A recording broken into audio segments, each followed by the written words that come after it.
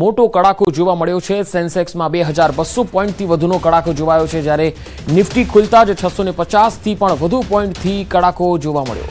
તો ભારતીય શેર બજારમાં જબરજસ્ત કડાકો જોવા મળ્યો છે અને હાલ જે તસવીરો આવી રહી છે, ખાસ કરીને આ યુદ્ધની જે સ્થિતિ છે તેની અસર ભારતીય શેર બજાર પર જોવા મળી રહી છે અને આ એક મોટો કડાકો સેન્સેક્સ 76,557 પર કારોબાર કરી રહ્યો છે। 2,361 પોઈન્ટ અત્યારે ડાઉન છે, જ્યારે નિફ્ટી 23,735 પર કારોબાર કરી રહી છે અને 714 પોઈન્ટનો કડાકો નિફ્ટીમાં હાલ જોવા મળી રહ્યો છે।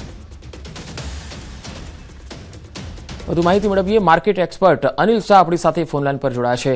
અનિલભાઈ, આજે માર્કેટ ખુલતા જ જે રીતે ધડામ થયું, શું કારણ આપ માની રહ્યા છો?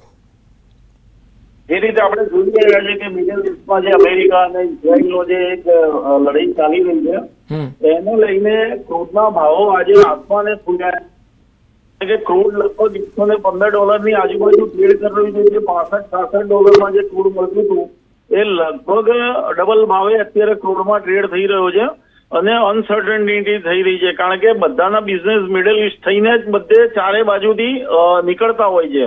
તમે દુબઈ મેઇન હબ છે વર્લ્ડનો જોવા જઈએ તો એને લઈને એક માર્કેટમાં દિવસોમાં કેટલો ખરાબ થશે એના ઉપર છે ને બીજું કે આપણી ઇકોનોમી થોડી ક્રૂડ ઉપર નિર્ભર કરી રહી છે, કારણ કે આપણે 89% ક્રૂડ ઇમ્પોર્ટ કરીએ છીએ, એટલે આપણી ક્રૂડની જે ઇમ્પોર્ટની કોસ્ટ છે એ વધી જશે જો આ યુદ્ધ લાંબુ ચાલ્યું તો। એને લઈને એક માર્કેટમાં સેન્ટિમેન્ટલી ખરાબ થયું છે અને બીજું કે ટેકનિકલ માર્કેટ છેલ્લા એકાદ અઠવાડિયાથી 4-5 દિવસથી 200 દિવસની જે ડેલી મૂવિંગ એવરેજ હતી 25,400 એની નીચે માર્કેટ ગયું, એટલે ટેકનિકલ તો માર્કેટ થોડુંક ખરાબ ઝોનમાં આવી ગયું હતું અને એને આજે આ કારણથી જે મોટો હુમલો જે શનિ રવિમાં જે ઈરાન ઉપર કર્યો અમેરિકા અને ઇઝરાયલે એને લઈને યુદ્ધ એવું લાગી રહ્યું છે કે લાંબો સમય ચાલશે એવા ઇન્ડિકેશનો દેખાય છે। જી, તો અનિલભાઈ, આ સંજોગોમાં રોકાણકારોએ શું કરવું? રોકાણકારોએ તો માર્કેટમાં જે લોકો પોતાના પૈસાથી ઇન્વેસ્ટમેન્ટ કરે છે જનરલી જોવા જઈએ તો હું ટેકનિકલ વાળો થોડોક છું, ફંડામેન્ટલ તો ચોક્કસ આપણા ઇન્ડિયાના સારા છે આમ જોવા જઈએ તો, કારણ કે વર્લ્ડના માર્કેટો જોવા જઈએ છે તમે નિકી જુઓ, નિકી 30,000 વાળો 52-53,000 જાપાનનો, ચાઇના કઈ બહુ ઘટ્યું નથી જોવા જઈએ તો, આપણે પાકિસ્તાન કઈ ઘટ્યું નથી કમ્પેરેટિવલી, કોરિયા ઘટ્યું નથી કમ્પેરેટિવલી, ઇવન ડાઉ જોન્સ પોતે લડાઈ કરે છે, આટલો ખર્ચો કરે છે, અમેરિકાના ઇન્ડેક્સ પણ એવા મોટા નથી ઘટ્યા, પરંતુ આપણું એક સેન્ટિમેન્ટલી છેલ્લા 1-1.5 વર્ષથી આપણે એક નથી વધ્યા, જે પહેલા આપણે બહુ બુલિશ હતા અને આપણામાં જે ઉછાળો નથી આવ્યો અને અત્યારે ઉછાળાની સાથે સાથે આપણો જે ઘટાડો આવ્યો છે, તો એમ જોવા જઈએ છે તો વર્લ્ડના માર્કેટો, સ્ટોક માર્કેટો એવા જે વર્લ્ડમાં આવું વોર થતું હોય છે ત્યારે જે પ્રમાણે ઘટતા હોય છે એની કમ્પેરિઝનમાં માર્કેટો બહુ ઘટ્યા નથી, પરંતુ હું એવું માનું છું કે 200 દિવસની ડેલી મૂવિંગ એવરેજ 25,400 નિફ્ટીની છે એની ઉપર જાય તો ત્યારે માર્કેટનું સેન્ટિમેન્ટ સારું થશે, ત્યાં સુધી ઉછાળે વેચવાલી રહ્યા કરશે માર્કેટમાં। એટલે ઇન્વેસ્ટરે પોતાને લોંગ ટર્મ 1-2 વર્ષ માટે સમજી વિચારીને લેવું હોય તો લેવાનું, એમ નહીં સમજવાનું કે હું કાલે તત્કાલ કમાઈ લઈશ, એટલે એ ગણતરીથી ઇન્વેસ્ટરે ચોક્કસ પોતે ઇન્વેસ્ટમેન્ટ કરી શકે છે 2 વર્ષના હોરાઇઝનમાં। અનિલભાઈ, આગામી સમયમાં આપ સેન્સેક્સ અને નિફ્ટીમાં કઈ સપાટી જોઈ રહ્યા છો? અત્યારે તો લેવલ બહુ દૂરના લેવલો છે ઉપરમાં જોવા જઈએ તો, કારણ કે નીચેમાં તો ખાડો જ છે અત્યારે જોવા જઈએ તો, કારણ કે કોન્સોલિડેટ જ્યાં સુધી નહીં થાય, ભલે કદાચ આજે જે 1000 પોઈન્ટ સેન્સેક્સ 2,250 પોઈન્ટ નીચે આવ્યું, કાલે ટ્રમ્પનું કોઈ સ્ટેટમેન્ટ આવી જાય તો કાલે 2,250 પોઈન્ટ વધી શકે છે, એટલે માર્કેટમાં હજી વેઇટ એન્ડ વોચ મારા હિસાબે તો 1 અઠવાડિયું તમારે રાહ જોવી જોઈએ। આ ચોક્કસ તમને કોઈ બીક ના હોય તમને, અને જે સારા સ્ટોકો જે ઉપરમાં જે બહુ વધીને આવ્યા હતા એવા સ્ટોકો જો ઘટી ગયા હોય ફંડામેન્ટલી, જેનો પી સારો હોય, જેની બુક વેલ્યુ સારી હોય, જેનું રિઝલ્ટ સારું હોય, એવા સ્ટોકોમાં ઇન્વેસ્ટમેન્ટ કરશો તો વાંધો નહીં આવે, તમને બહુ પેનિક નહીં આવે કે તમારું નુકસાન ભવિષ્યમાં કદાચ માર્કેટ 2 વર્ષ 6-8 મહિના કદાચ મોડું ચાલ્યું તો, પરંતુ એટલે તમારે અત્યારના તબક્કે 2 કે 3 દિવસ તો વેઇટ એન્ડ વોચનો પીરિયડ છે અને જો બજાર એક સ્ટેબલ થાય પછી જ મારી તો એવું સલાહ છે કે તમે પોતે ઇન્વેસ્ટમેન્ટ કરી શકો છો। જી જી, અનિલભાઈ, આપનો આભાર અમારી સાથે જોડાવા માટે।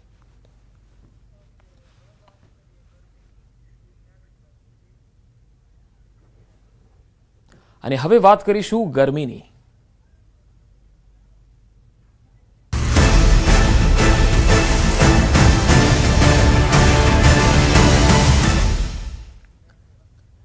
રાજ્યમાં કાળઝાળ ગરમીની શરૂઆત 8 શહેરોનું તાપમાન 39 ડિગ્રીને પાર પહોંચી ગયું છે. 40 ડિગ્રી સાથે રાજકોટ સૌથી ગરમ શહેર નોંધાયું. ભુજ, ડાંગ અને ડીસામાં 39 ડિગ્રીને પાર રહ્યું તાપમાન. તો અમદાવાદ, ગાંધીનગર, વડોદરા સહિતનું તાપમાન વધ્યું છે. સુરતમાં પણ 39.1 ડિગ્રી તાપમાન નોંધાયું છે. તો મોટાભાગના શહેરોમાં હવે હીટવેવની પણ આગાહી થઈ રહી છે. 3 દિવસ ગરમ અને સૂકા પવન ફૂંકાશે અને ગરમીમાં વધારો થશે. સૌરાષ્ટ્ર, ઉત્તર ગુજરાત અને કચ્છ માટે આગાહી છે. 3 દિવસ આગ ઝરતી ગરમીમાં શેકાવા તૈયાર રહેજો. 3 દિવસ હીટવેવ હાહાકાર મચાવશે. ગુજરાતના આકાશમાંથી અગનગોળા વરસવાનું શરૂ થઈ ચૂક્યું છે. અંગ દજાડતી ગરમીએ હાહાકાર મચાવ્યો છે. માર્ચ માસના પ્રારંભથી જ સૂરજ દાદાનું આકરું રૂપ જોવા મળ્યું. મોટાભાગના વિસ્તારોમાં તાપમાનનો પારો 40 ડિગ્રીએ પહોંચી ચૂક્યો છે. અમદાવાદ, રાજકોટ સહિતના શહેરોમાં ગરમી લોકોને અકળાવી રહી છે. ત્યારે આગામી 3 દિવસ હીટવેવ હાહાકાર મચાવી દેશે. 3 દિવસ ગરમ અને સૂકા પવન ફૂંકાશે. હવામાન વિભાગે સૌરાષ્ટ્ર, કચ્છ અને દક્ષિણ ગુજરાતમાં હીટવેવની આગાહી કરી છે, જેમાં આજે રાજકોટ, કચ્છમાં હીટવેવની આગાહી છે. તો 10મી માર્ચે રાજકોટ, ભાવનગર, બોટાદ, અમરેલી, કચ્છ અને સુરતમાં હીટવેવની આગાહી છે. 11મી માર્ચે રાજકોટ, ભાવનગર, બોટાદ, અમરેલી, કચ્છ અને સુરતમાં હીટવેવની આગાહી કરવામાં આવી છે. अगले हम अगर बात करें 2 से 3 दिनों की, उसमें जो है 2 से 3 डिग्री की जो है अधिकतम तापमान में पूरे गुजरात में जो है हमें बढ़त देखने को मिलेगी. साथ ही साथ इस बढ़त की वजह से जो है गुजरात के कुछ हिस्सों में हमें जो है हीट वेव देखने को मिल सकता है. जिसमें अगर हम बात करें डे 1 के लिए, तो डे 1 के लिए अगर हम देखेंगे तो उसमें सौराष्ट्र कच्छ में जो है राजकोट और कच्छ जो एरियाज हैं जहाँ पे हीट वेव जो है देखने को मिल सकता है और तापमान जो है 40 डिग्री के आसपास रहने की संभावना है. डे 2 में अगर हम बात करें उसमें सौराष्ट्र कच्छ में राजकोट, कच्छ, अमरेली, भावनगर, सूरत तथा बोटाद जो डिस्ट्रिक्ट्स हैं ये शामिल है, जिसमें हीट वेव जो है देखने को मिल सकता है. साथ ही साथ डे 3 में भी सेम डिस्ट्रिक्ट्स में जो है हीट वेव की संभावना प्रिवेल करेगी. અને હવે વાત વર્લ્ડ કપ ચેમ્પિયનની.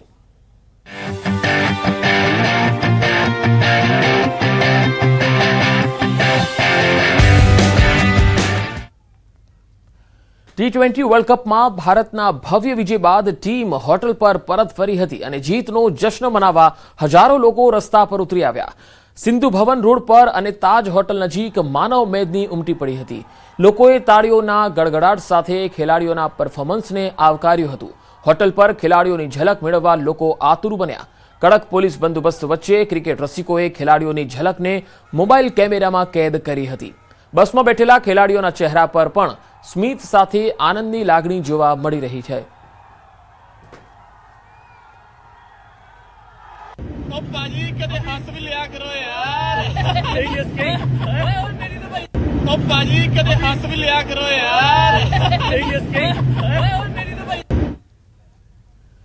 ખેડાના નડિયાદમાં ક્રિકેટર અક્ષર પટેલના ઘરે વર્લ્ડ કપની જીતની ઉજવણી થઈ.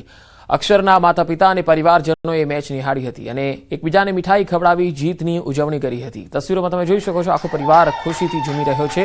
મેચમાં જીત બાદ અક્ષર પટેલના ઘરની બહાર શહેરીજનો પહોંચ્યા. ઉત્સાહનો માહોલ પણ જોવા મળ્યો અને ફટાકડા પણ ફોડવામાં આવ્યા. વર્લ્ડ કપ જીતી ગયું એનો તો આનંદ છે જ. જોડે જોડે મને એમ થાય કે ટીમે જે મહેનત કરી અને ઇન્ડિયા વર્લ્ડ ચેમ્પિયન બની ગયું એક બહુ મોટું સારું પરિણામ છે. અક્ષરે શરૂઆતે કરી અને પછી વિકેટ લીધી, પણ જોડે જોડે બુમરાહથી માંડી અને બીજા દરેક ખેલાડીઓએ એટલી જ મહેનત કરી કે જેટલી જે મહેનતથી ઇન્ડિયા વર્લ્ડ કપ જીતી ગયું. તો આ તરફ ક્રિકેટર કુલદીપ યાદવે પણ જીતને લઈ ખુશી વ્યક્ત કરી. સમગ્ર ટીમ અને દેશવાસીઓને જીતની શુભકામના પાઠવી અને ક્રિકેટર અભિષેક શર્માના પરિવારજનોએ પણ જીતને લઈને ખુશી વ્યક્ત કરી. આગળ પણ ટીમને આવી જ સફળતાઓ મળતી રહે તે માટે પ્રાર્થના કરી.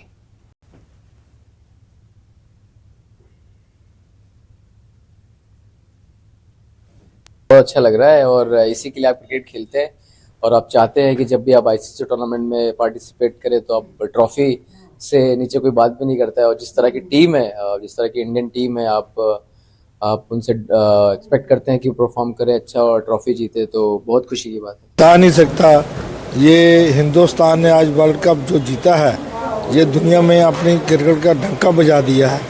और जो अभिषेक ने आज इनिंग खेली है वो ऐसे ही खेलता है. भगवान उसको ऐसा ही खेलता रहे और हिंदुस्तान को मैच जिताता रहे।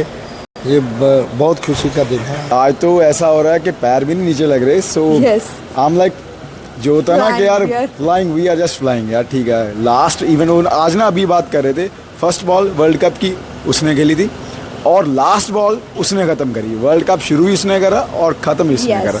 बड़ी खुशी वाली गल है जी कि हमारा वर्ल्ड कप यही रह गया और अभिषेक ने बड़ा अच्छा किया और बड़ा अच्छा लगा, बड़ा इंजॉय किया, बड़ा मज़ा आया और ऐसे ही टीम वर्क काम करती रहे और वर्ल्ड कप हम जीतते रहे हर बार। રાજકોટના લક્ષ્મીનગર અંડરબ્રિજ પાસે રેલવે વિભાગની દબાણ હટાવ કામગીરી મોટી સંખ્યામાં ઝૂંપડાઓને દૂર કરવામાં આવ્યા। 5 એકર જેટલી દબાણયુક્ત જગ્યા ખુલ્લી કરાવાશે। Railway police, RPF, Malviyanagar police, crime branch સહિત મોટી સંખ્યામાં પોલીસનો કાફલો પણ તૈનાત કરવામાં આવ્યો છે।